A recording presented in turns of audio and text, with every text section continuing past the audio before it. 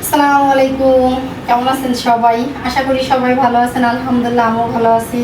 তো আজকে রান্না করবো এই যে গতকালকের ব্যাবাইরে পুঁই শাক কাইটে ধুয়ে যে পরিষ্কার করে নিছি, ব্যাবাইরে পুঁই শাক রান্না করবো আজকে। আর রান্না করবো হচ্ছে যে ইলিশ মাছ, বিখ্যাত ইলিশ মাছ রান্না করবো। ইলিশ মাছের সাইজ ছোট হইলে কী হবে, দাম কিন্তু অনেক লম্বা, বুঝছেন? আজকে ইলিশ মাছ রান্না করবো, পুঁই শাক ভাজি করবো।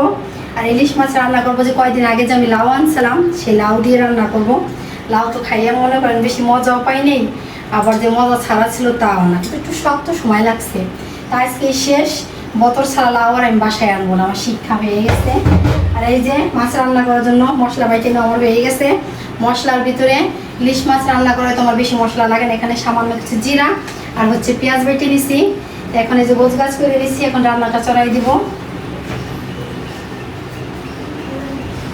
আর গতকালকে যে আমরা ঘুরতে যেয়ে একটা রেস্টুরেন্টে গিয়ে যে খাবার তো খাইনি, মানে খাওয়ার জন্য নিয়েছিলাম সামনে, পরে পার্সেল করে নিয়ে আসছি। তো রাত্রে খাওয়া হয়েছে কয় পিস, 4 পিস না? আর এই যে এখন এই যে 3 পিস রয়েছে, এখন এগুলো দিব ওদের খাওয়ার জন্য, তাহলে নষ্ট হয়ে যাবে। টাকা কেলা জিনিস ঘোরা রেখে নষ্ট কোনো লাভ আছে? তো এখন ওরা 3 বোনকে দিব এগুলো খাওয়ার জন্য। রাত্রেও খাইছে বা রেজাল্ট গোল দিচ্ছি, এগুলো ওদের খাবার দিয়ে দিলাম। এই যে এরা 3 বোন এখানে বসে খাইতেছে, এই যে ফোনে যে কার্টুন দেখতেছে, কার্টুনটা সাজাইতেছে। এরা কিন্তু অনেক বড় বড়, তাও দেখেন এই যে কার্টুনের পাগলেরা, বুঝছেন? এরা যে ছোট তা না, এরা কিন্তু অনেক বড় বড়, তাও দেখেন খাইতেছে। এরা যে কি দেখতেছে, কার্টুন দেখতেছে ফোনে বসে বসে।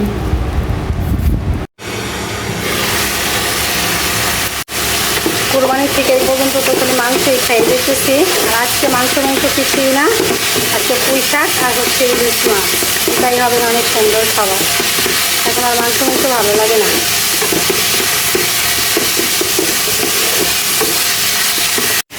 শাক ভাজি করে নেওয়া হয়ে গেছে। এখন ওই কড়াইতে যে মাছের জন্য মশলা কষাইতেছি। মশলা কষানো হয়ে গেলে যে দিতে হচ্ছে লাউ, লাউ দিয়ে কিছুক্ষণ কষিয়ে নেবো। কিছুক্ষণ না, অনেকক্ষণ কষিয়ে নেওয়া লাগবে, যেহেতু লাউ সহজে সেদ্ধ হয় না।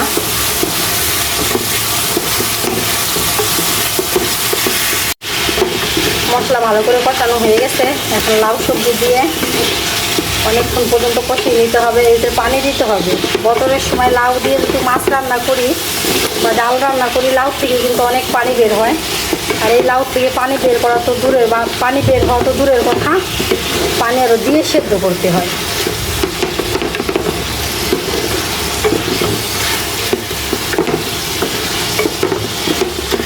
পানি দিয়ে দিই।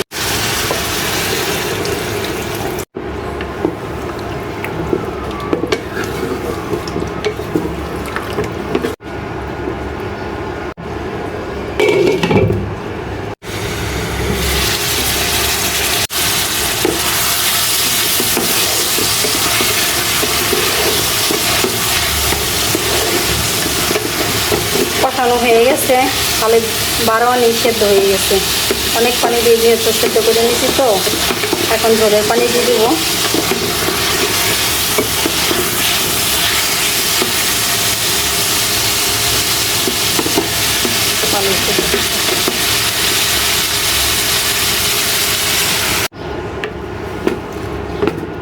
ঝোলের পানি দেওয়ার সাথে সাথে মাছ দিয়ে দিলাম। ঝোলের পানিও জাল হবে, মাছও জাল হবে। বরাবর সবসময় তো ইলিশ মাছ এইভাবেই রান্না করি। আমার কাছে মনে হয় কি, এইভাবে রান্না করি আমার কাছে মজা লাগে। মানে এক একজনের রান্নার ধরন এক এক রকম, আমি রান্না করি এইভাবে। লাউ দিয়ে ইলিশ মাছের তরকারি আমার রান্না করা হয়ে গেছে। এখন যাব হচ্ছে একটু বাজারে। তা বাসার কাজ কাম সব সারা হয়ে গেছে, রান্না বাড়াও করা হয়ে গেছে। এখন রান্না করে রেখে গেলাম। বাজার থেকে আসা একটু দেরি হলো, সমস্যা নাই, আইসে গোসল করব। এই যে আমরা বোরকা বাহিনী গ্রুপ রেডি, এখন যাইতেছি বাজারে। এই যে আমাদের কন্যারা,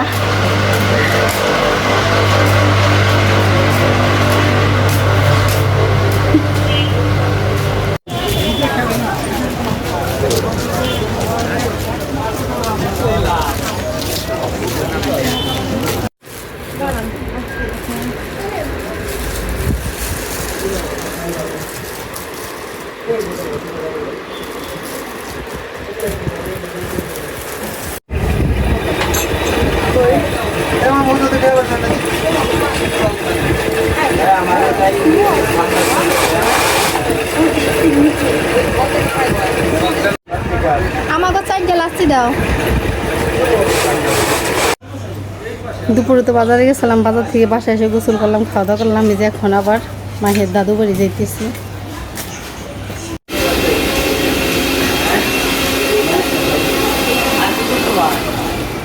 এই যে